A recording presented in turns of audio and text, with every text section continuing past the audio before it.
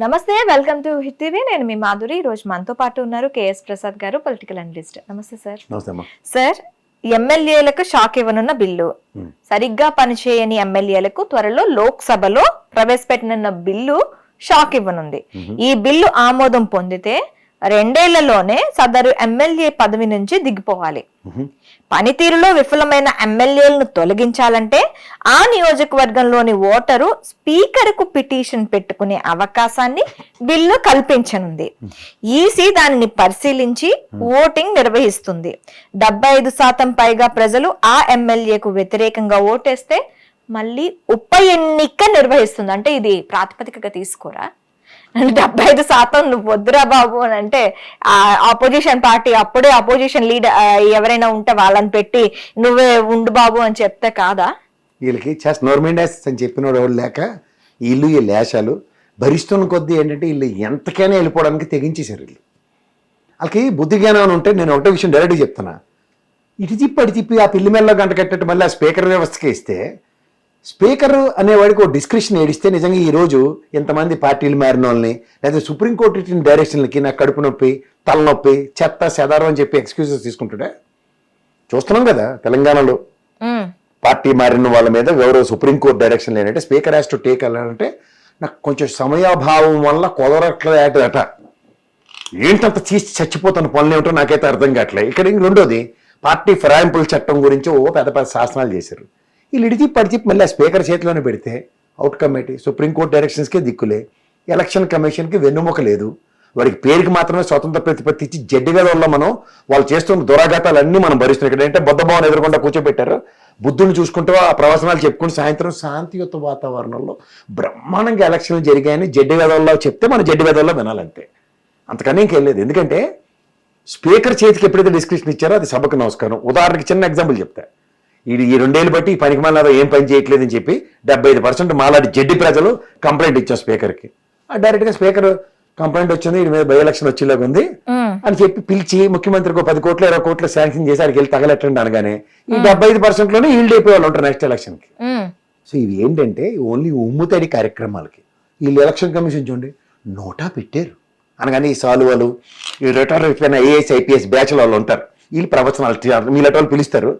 అసలు ఎంత మంచి డెసిషన్ తెలుసామా? అసలు ఈ నోటా వల్ల ప్రజల యొక్క ఆక్రమణ చెప్పొచ్చు అని చెప్పేసిన వాళ్ళందరూ మాట్లాంటారు. అరే నిజమే రే, నేను చెప్పిన మాట 100కి 99 మంది నోటాకే కొట్టారు. ఈ పోస్టల్ బ్యాలెట్లు అమ్ముడిపోయి ఎదవలు ఉంటారు కదా, డైరెక్ట్గా ఒకడెవడో వరకు టిక్కు పెట్టాడు. ఒకే ఓటు. ప్రజాస్వామ్యంలో ఒక్క ఓటు వేసిన వాడు కూడా ఎలక్షన్ కమిషన్ ఆడు గెలిచేసాడని డిక్లేర్ చేస్తుంది.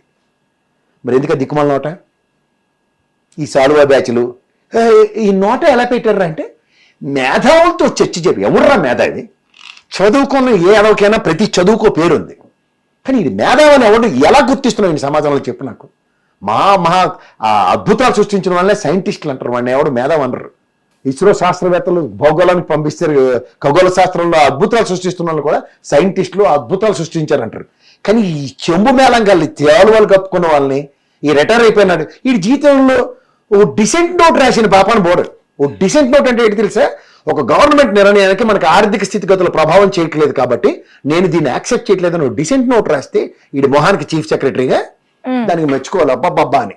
కానీ డిసెంట్ నోట్ రాయడు, కానీ వీడు బయటకు వచ్చి చెప్తూ ఉంటాడు అసలు ఈ అధికారులు అందరూ ఎలా చేయాలి తెలుసా అని. అది మనం బాధపడాలి. అలాగే ఎలక్షన్ కమిషన్ కూడా ఇవాళ మీరు చేస్తున్న ఒక కొత్త ఉమ్ముతడి కార్యక్రమం అంటారు దీన్ని. అంటే ఉమ్ముతో చూడు దెబ్బ తగిలినప్పుడు ఇలా అన్ని దెబ్బ రాసేసి తగ్గిపోయిందన్నమాట. అదేమో తర్వాత పుచ్చిపోయి సెప్టిక్ అవుతుంది, కాలు తీసేది అంత పని అవుద్ది ఎనప మేక ఏదో గుచ్చుకుంటే.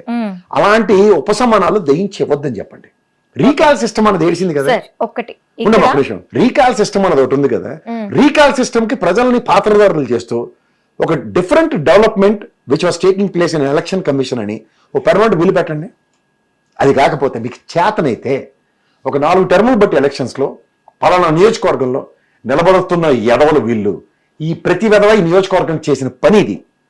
ఈసారి ఎలక్షన్కి డిక్లేర్ అవగానే మేనిఫెస్టోలు రిలీజ్ చేస్తారు కదా. ఈ ఎలక్షన్ కమిషన్ వాళ్ళు 2 బడ్జెట్లు, ఈ ఎలక్షన్ బడ్జెట్ దానికన్నా ముందు బడ్జెట్ చూసి ఆర్థిక స్థితిగతులు ఈ విధంగా ఉంటే మీరు ఏ ప్రాతిపదిక మీద డబ్బులు ఎక్కడి నుంచి తెస్తున్నారు, ఎందుకు ఇస్తున్నారు, మాకు ఒక జస్ట్ క్లారిఫికేషన్ ఇవ్వండి అని అడిగిన ఉదంతో చెప్పు.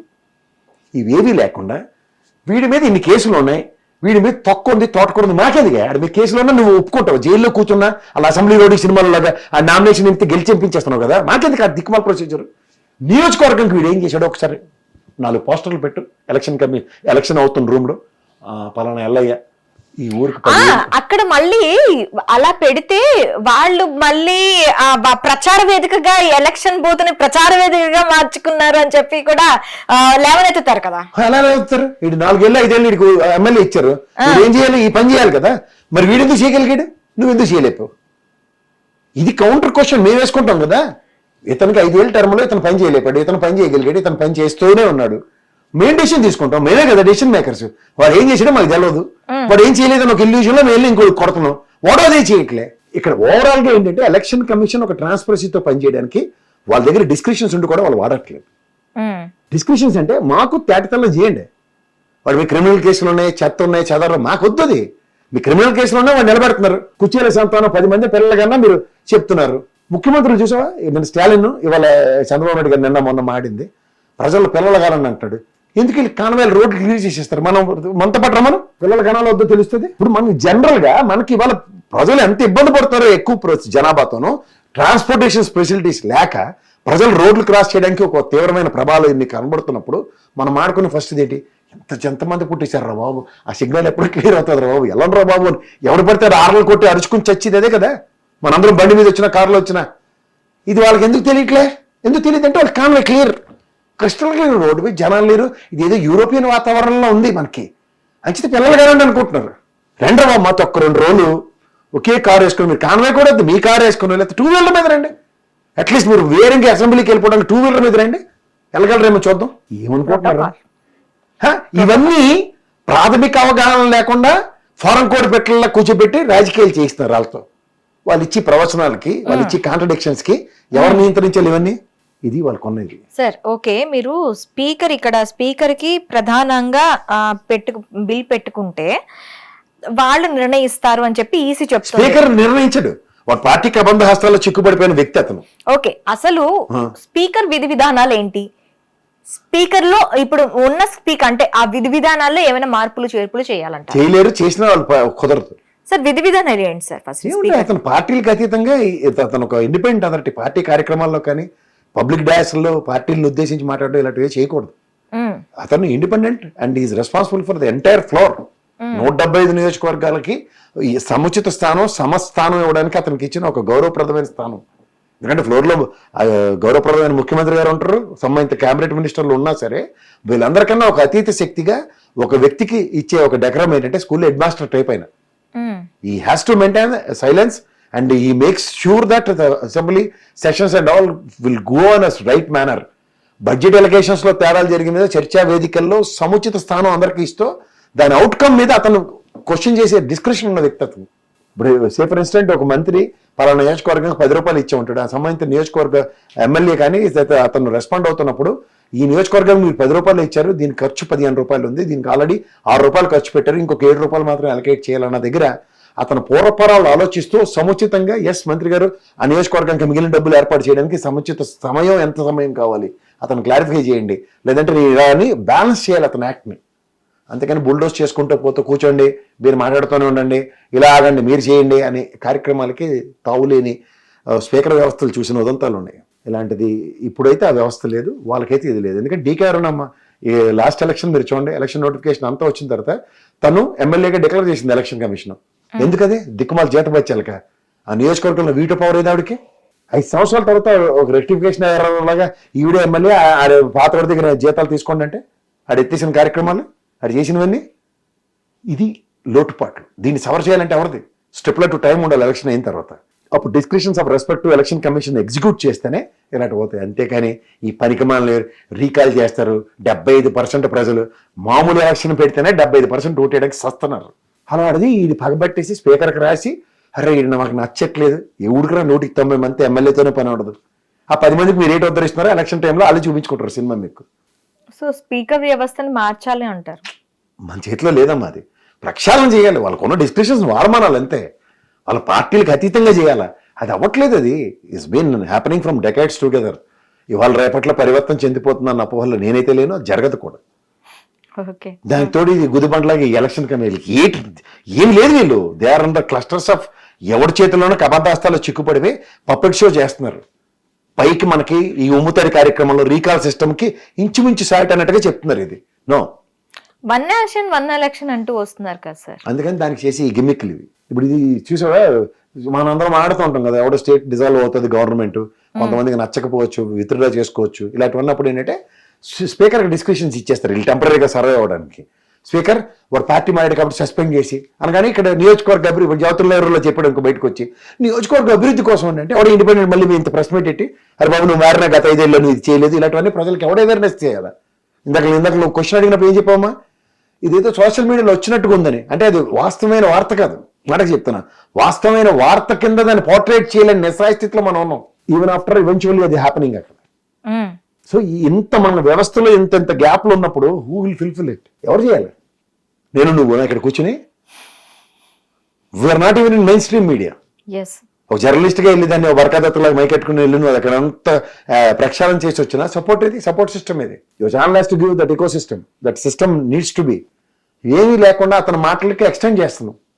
అగైన్ మళ్ళీ మనం చూడు పర్సనల్ గా జ్యోతిర్నగర్ గారు ఏం చేయలేపారు అన్నది ఎస్టాబ్లిష్ చేయడమే అవుట్కమ్ ఉంటుంది దీంట్లో. కానీ ఇక్కడ వ్యవస్థ, ఇరిగేషన్ వ్యవస్థ, ఇన్ ద సేమ్ సినారియో గౌరవ క్యాబినెట్, గౌరవ ముఖ్యమంత్రి, వీళ్ళందరూ ఎగ్జిక్యూషన్స్ లో ఎందుకు ఫెయిల్ అవుతున్నారు అన్నది ప్రశ్న. ఎప్పుడైతే ఒక ఛానల్ ఇకో సిస్టమ్ అనేది ప్రతి సమస్య మీద చిత్తశుద్ధి చాటుకుంటూ ఐడెంటిఫై చేస్తే ఎవడైతే ముందుకెళ్తాడు, దాని అవుట్కమ్తో ఒక అవుట్కమ్ మనం డెరైవ్ అవ్వచ్చు అన్న దగ్గర అవుట్కమ్ డెరైవ్ అవ్వని కాన్సెప్ట్ని ఎక్కడికక్కడ ఫుల్ స్టాప్లు పెట్టి చూస్తున్నారు. అతను అక్కడ దాన్ని వెళ్ళిపుచ్చినా సరే మోర్ దెన్ 10 years అయిపోయింది. మీకు అర్థమైందా? సో ఒక సమస్య 10 సంవత్సరాల తర్వాత కూడా అది పరిష్కారం కాకుండా మళ్ళీ అది సమస్య కిందే ఉంటూ ఉన్నప్పుడు చిత్తశుద్ధి ఎవరికి ఉంది? గెలిచింది మళ్ళీ జ్యోతిర్నగరే కదా. పార్టీ మారినా ఏం చేసినా నాకైతే న్యాయం జరగలే, ఇది నియోజకవర్గం నా ఫస్ట్ ఎజెండా అన్న చెప్పగలిగాడు ఆయన. మన ఇరిగేషన్ ప్రాజెక్ట్ లో ఎలకేషన్స్ లో దాని మీద ఉందా చూడు. హిట్ టీవీ యాప్, ఇందులో short news, live news, entertainment shows, movies, digital magazines తో పాటు మీ జిల్లా వార్తలను కూడా ఫ్రీగా చూడొచ్చు. అంతేకాదు కేజీ నుంచి పీజీ వరకు విద్యార్థులకు స్కాలర్షిప్ కూడా అందిస్తున్నాం. ప్రతి వారం 10 మందికి లక్కీ డ్రా ద్వారా ఒక్కొక్కరికి 10,000 రూపాయలు అందిస్తున్నాం.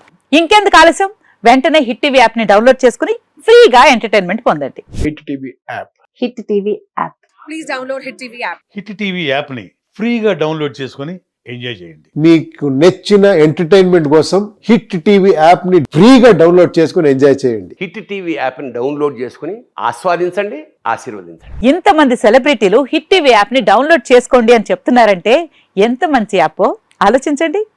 అమెరికా అమెరికా అమెరికా అమెరికాలో చదవాలనుకునే వాళ్ళకి విశ్వసనీయమైన పేరు మన శౌర్య కన్సల్టెన్సీ. UK లో 1 year masters. UK లో 1 year masters. 2 years work permit up to 5 years visa. Contact Saurya Consultancy. Contact 89851 89851.